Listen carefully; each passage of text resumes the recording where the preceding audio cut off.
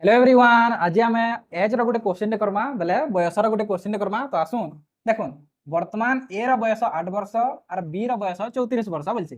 तो এটা হচ্ছে वर्तमान ए और बी दुई जन छन। ए रो बयस হচ্ছে 8 वर्ष और बी रो बयस হচ্ছে 34 वर्ष।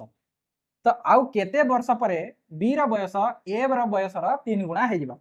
केते वर्ष पर इना केते वर्ष मिसामा जे ए रो बयस रो 3 गुणा हवा केते बी रो बयस ए गुणन 3 बी रो बयस हवार कथा। भाबी न ऑप्शन रो करमा 5। यदि भाबी न महीना 5 मिसानी तो दुईटा ने बयस तो सेम बड़ है ना। आज सदा के 8 वर्ष होजे और सदा के 34 वर्ष होजे। वर्षे पर इता के न हवा वाला सदा 35 हवा कि सदा अटकी जिबा नि अटके। तो इदिन 5 मिसाई वाला केते हवा 13 हवा। तो इने 5 मिसाले केते हवा 39 हवा। और ए रो 3 गुणा हवार कथा बी रो बयस ए रो बयस रो 3 गुणा। देखुन 13 3 39 हो 3 गुणा बोले आंसर ए का।